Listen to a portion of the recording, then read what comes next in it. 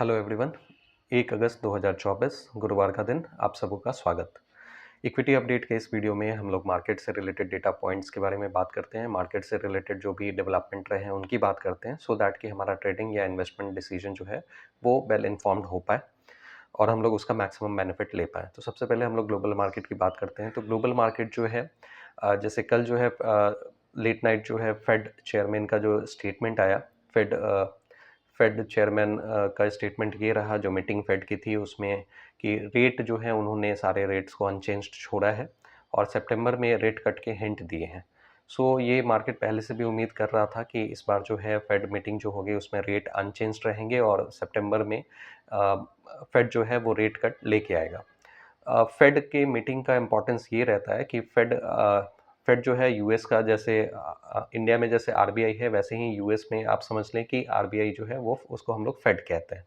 और फेड जो है अगर पॉलिसी रेट्स को नीचे की तरफ लेके आता है यानी रेट कट अगर करता है, तो वैसे केस में जो लेंडिंग रेट्स होते हैं वो घट जाते हैं, यानी लोगों को आसानी से पैसे जो है कम इंटरेस्ट पे अवेलेबल होता है, कंपनीज को कम इंटरेस्ट पे पैसे अवेलेबल होते हैं और वैसे केस में लिक्विडिटी मार्केट में बढ़ता है और लिक्विडिटी अगर मार्केट में बढ़ता है तो वो डिफरेंट डिफरेंट स्टॉक्स मार्केट को चेज करता है और वैसे केस में इमर्जिंग मार्केट्स में भी यूएस से जो है मनी फ्लो देखने को मिलता है और मार्केट में ओवरऑल ग्लोबल सेंटिमेंट जो है वो पॉजिटिव देखने को मिलता है और मार्केट में सर्ज देखने को आपको मिलेगा।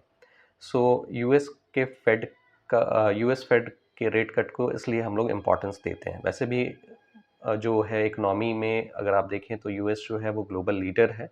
सो वहाँ पे जो फेड चेयरमैन का जो स्टेटमेंट रहा वो यही रहा, जो फाइनल आउटकम रहा कि रेट कट जो है वो उन्होंने अभी कोई किया नहीं है, अनचेंज्ड रेट्स को छोड़ दिया है और सितंबर में रेट कट के हिंट दिए हुए हैं।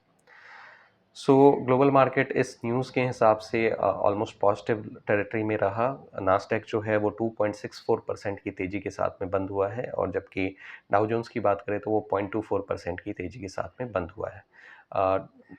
यहाँ पे इंडियन मार्केट की अगर हम बात करें तो इंडियन मार्केट कल के ट्रेडिंग सेशन में अगर आप नोटिस करें तो 0.38% की तेज़ी के साथ में बंद हुआ है। निफ्टी जो है वो 25,000 के लेवल के आसपास में पहुंचा हुआ है। एग्जैक्टली 24,951 के लेवल पे, 24,951 के लेवल पे निफ्टी जो है वो क्लोज हुआ है। आज के ट्रेडिंग सेशन में देखते हैं कि कैसा इसका परफॉर्मेंस रहता है। हालांकि जो आपके गिफ्ट निफ्टी के इंडिकेशन है, गिफ्ट निफ्टी ये बता रहा है कि 9:15 पे आज जो मार्केट ओपन होगा तो वो पॉजिटिव टेरिटरी में ओपन होना चाहिए। निफ्टी की ओपनिंग फ्लैट ऑलमोस्ट दिख रही है विद पॉजिटिव बायस, आप कह सकते हैं 45 पॉइंट्स की तेज़ी के साथ में प्रॉब्ली गिफ्ट निफ्टी जो है वो इंडिकेट कर रहा है कि 9:15 पे मार्केट खुलना चाहिए। बाकी देखते हैं कि मार्केट कैसा रहता है 9:15 पे। बैंक निफ्टी की अगर हम बात करें तो कल के ट्रेडिंग सेशन में bank Nifty almost flat closing दिया है 0.11% की तेज़ी के साथ में, हालांकि ये बंद हुआ है। मिड कैप इंडेक्स जो है उसमें रैली जो है वो उसमें जारी है, 0.63% की तेज़ी के साथ में मिड कैप इंडेक्स जो है वो बंद हुआ है।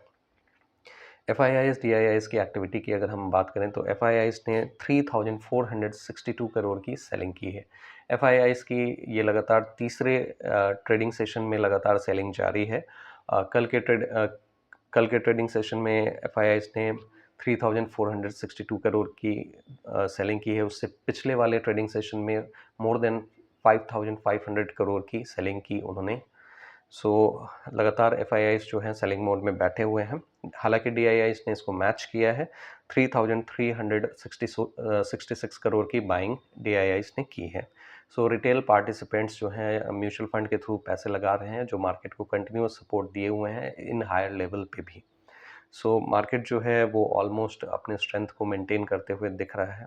कोई अलग से वीकनेस नहीं दिखाई दे रही है और जो मार्केट के सेंटिमेंट्स हैं ओवरऑल वो नेगेटिव नहीं है।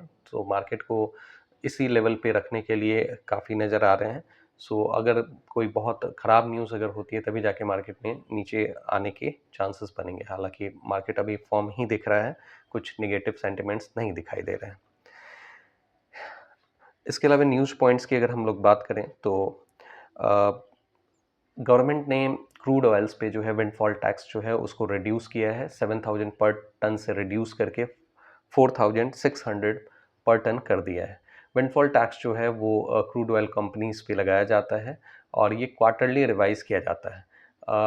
टैक्स को रिड्यूस करने का बेनिफिट ये होता है कि इससे डोमेस्टिक कंपनीज को या डोमेस्टिक ऑयल प्रोडक्शन को बूस्ट मिलता है और बेसिकली डोमेस्टिक कंपनीज को, डोमेस्टिक ऑयल प्रोड्यूसिंग कंपनीज को थोड़ा बहुत रिलीफ मिलता है और ये वो इस गेन को फर्दर डोमेस्टिक प्रोडक्शन को बढ़ाने में इस्तेमाल कर सकते हैं। सो ये क्रूड ऑयल कंपनीज के लिए एक बेहतर न्यूज़ है कि विंडफॉल टैक्स जो है वो घटाया गया है, 7,000 पर टन से रिड्यूस करके 4,600 पर टन किया गया है। इसके अलावा ट्रेंड की अगर हम बात करें तो ट्रेंड से रिलेटेड ये न्यूज़ आ रहा है कि ट्रेंड जो है वैसे ऑल टाइम हाई पे क्लोज हुआ है। उसने कल के ट्रेडिंग सेशन में वो 5% अप रहा है। उसके निफ्टी में इंक्लूजन की बात हो रही है, सो देखते हैं कि ट्रेंड का आगे का फ्यूचर कैसा रहता है। इसके अलावा फर्स्ट क्राई जो है वो अपना आईपीओ लेके आ रहा है। 6 अगस्त को ये आईपीओ ओपन होगा और 8 अगस्त को क्लोज होगा।